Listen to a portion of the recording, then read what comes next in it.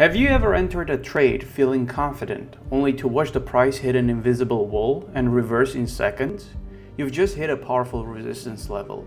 Or maybe the price dropped sharply, so you panicked and sold, only to watch it quickly recover and shoot back up right after you exited. That's a supply level at work, and without knowing how to spot these critical zones, you're trading blind. In this video, I'll explain what support and resistance levels are, show you exactly how to identify and draw these key levels, along with the trend lines.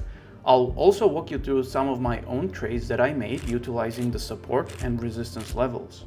Folks, I'm assuming that you already know about candlesticks and understand uptrends and downtrends. If you're not familiar with these concepts or need a refresher, be sure to check out the links in the description to my previous videos where I covered them in detail. Let's start with support level. This is a price point where a stock or asset tends to stop falling because more buyers show up, preventing further price decline and often causing the price to reverse and go up.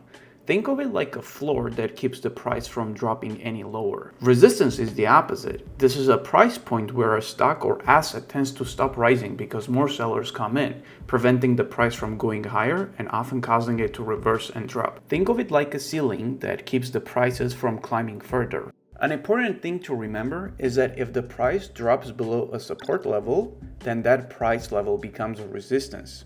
On the other hand, if the price breaks above a resistance level, then that price level becomes a support. This is known as role reversal, and understanding it can help you more accurately identify key levels on your charts and make better trading decisions. Now let's take a look at a real-life example. Here we have a 15-minute chart of NVDA. You can see three red lines that represent support and resistance levels, which change roles throughout the few trading days showed in this chart. The bar graph at the bottom of the chart represents the volume. This shows how much trading activity is happening, or in simpler terms, how much money is being traded at each price point. We can see that the price initially started below the resistance line at $106.20. Then a large bullish engulfing candle pushed the price above it, turning that resistance into support. The price tested this new support several times, but eventually it broke back below with a big bearish engulfing candle. This shows weakness, meaning buyers didn't step in to keep the price up, suggesting that the price could continue to fall, which we see happening later. Notice how the price tried to move back up to 106.20 on the next candle. But this time, 106.20 acted as a resistance instead. The price initially found support at $103.64 level, bouncing off of it twice before breaking below. It then dropped to test 101.44 level, where more buyers stepped in. After that, the price moved sideways for a few hours before breaking and gapping above the 103.64 resistance, making it the new support. But again, the price reached 106.20, it struggled and couldn't close above that line. After failing to break through, it fell back down to test the 103.64 support once more. Finally, right before the market closed, the price broke through and closed above 106.20 resistance line. Here's a quick quiz. Every time the price broke and closed above or below the support and resistance levels, what stands out to you on the chart? Drop your answer in the comments below and stick around. I'll reveal the answer later in this video. In this very simple example, you can clearly see how the support and resistance lines work, and they are the key to finding the best entry and exit point in your trades, allowing you to take advantage of price movements. So how can you identify and draw these levels yourself? At the most basic level, to find support and resistance, look at the previous highs and lows on your chart.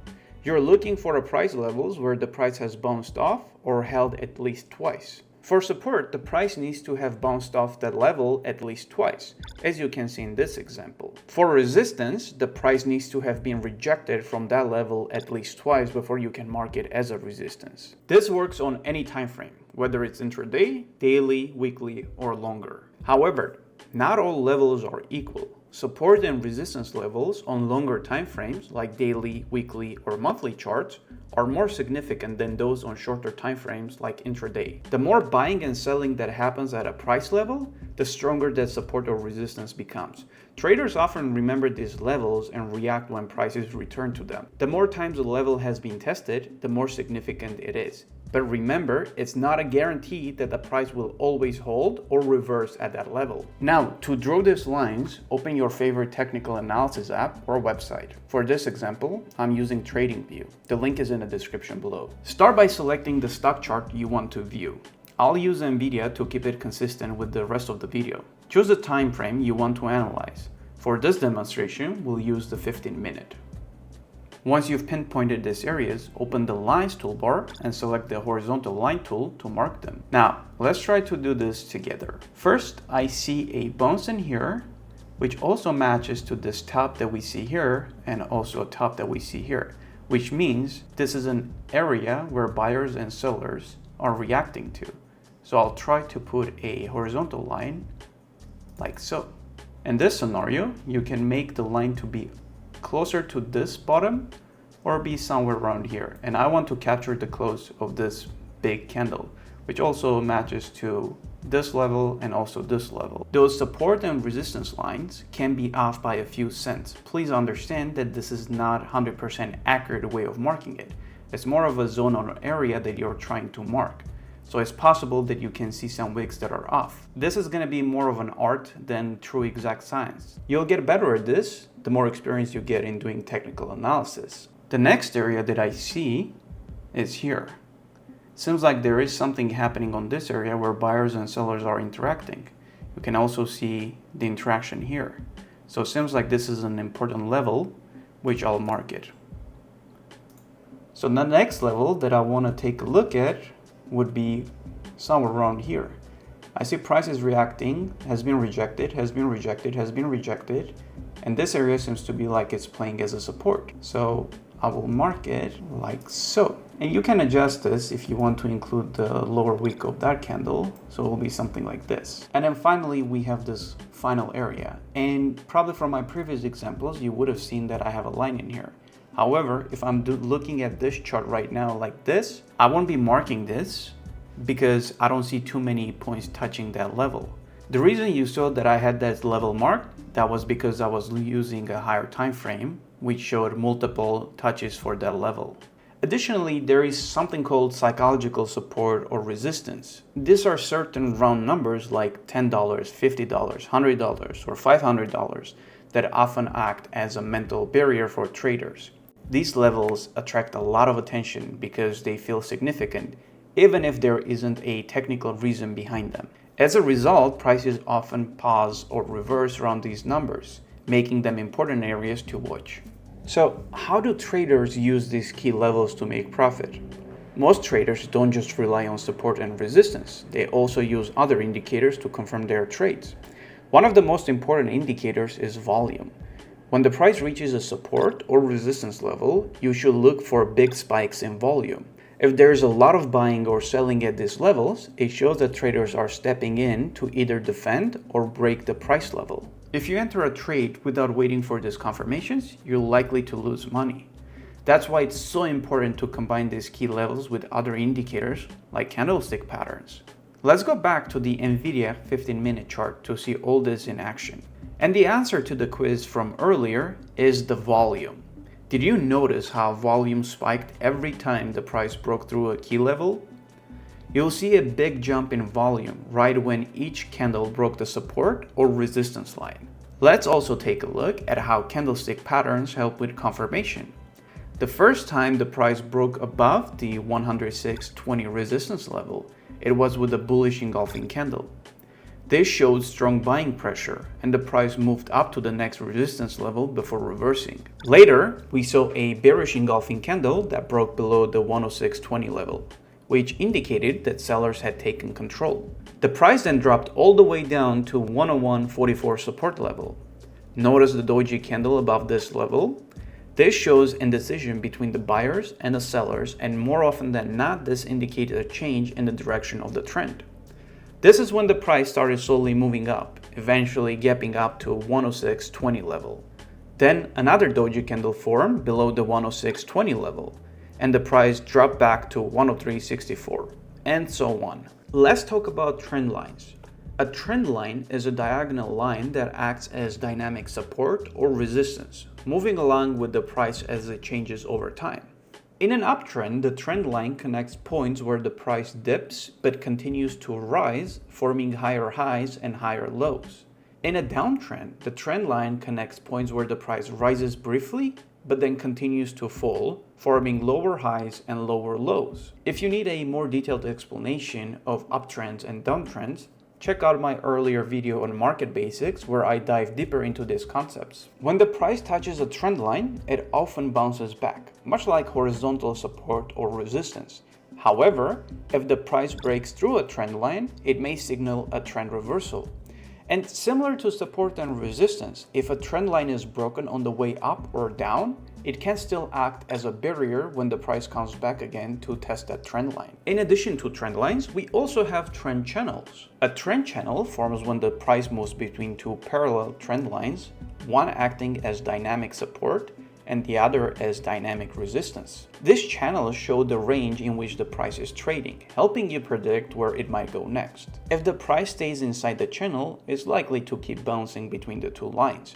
But if it breaks out of the channel, it could indicate a stronger move towards the direction of the break. Also, an important concept to understand is the confluence area. This is where a trend line meets a support or resistance level, creating a particularly important price zone. When these two factors align, the likelihood of the price reacting at that level increases, making it a key area to watch for potential reversals or breakouts. To identify trend lines, look for consistent higher lows in an uptrend or lower highs in a downtrend. For an uptrend, connect at least two higher lows, points where the price pulls back slightly but continues to rise. For a downtrend, connect at least two lower highs, points where the price rises briefly but continues to fall. To create a trend channel, draw two parallel trend lines capturing both the highs and the lows of the price movement, almost like a trend sandwich. Similar to support and resistance, when drawing trend lines, you can either connect just the bodies of the candles or include the highs and the lows by connecting the wicks. Including the wicks gives you a more flexible trend line and helps reduce false breakouts. This is actually my preferred method. Connecting just the bodies, as shown on the left, creates a tighter line but can lead to false signals, like the one highlighted in orange. Just like with the support and resistance, trend lines and channels work at any time frame, whether intraday, daily, or weekly. Trend lines on longer time frames are more reliable as they reflect larger market trends. The more times a trend line or channel boundary is tested, the stronger it becomes. But again, similar to support and resistance, it's not a guarantee that the price will always hold or reverse at these levels. How do traders use trend lines and channels to make profit? Just like with support and resistance, traders don't rely solely on trend lines and channels. They use other indicators to help confirm their trades. Again, volume being one of the key indicators. When the price approaches a trend line or the boundary of a channel, a spike in volume can indicate that traders are stepping in, either to continue the trend or reverse it. If the price touches a trend line and bounces back with a higher volume, it usually means the trend is likely to continue. But if the price breaks through the trend line with strong volume, it can signal a potential trend reversal, meaning the price might start moving to the opposite direction. Trend channels also help traders predict price movements. If the price is near the lower boundary of the channel, traders may expect it to rise back towards the upper boundary. Likewise, if the price is near the top of the channel, traders might anticipate a pullback toward the lower boundary. But just like with the support and resistance, it's risky to enter a trade based solely on trend lines and channels. It's important to combine them with other indicators like candlestick patterns or volume for confirmation, helping you make smarter trading decisions and avoid false signals. Now, let's take a look at a few trades I made using support and resistance and trend lines. This is a 5-minute chart of S&P 500 ETF, also known as SPY. The trade I made was an options trade, which can be a bit advanced, so I won't focus on that. The important part is the strategy, which is the same. Let's focus on the red downtrend line and the support line at $543.43. The price was trending downwards and managed to break below the support level, but then it formed a Morningstar candlestick pattern highlighted in the red circle. The final candle in that pattern closed above the $543.43 support level and broke through the red downtrend line. For those of you paying attention, this is also an example of a confluence area. which we discussed earlier in this video. This was a strong signal that the price was likely to reverse and move up.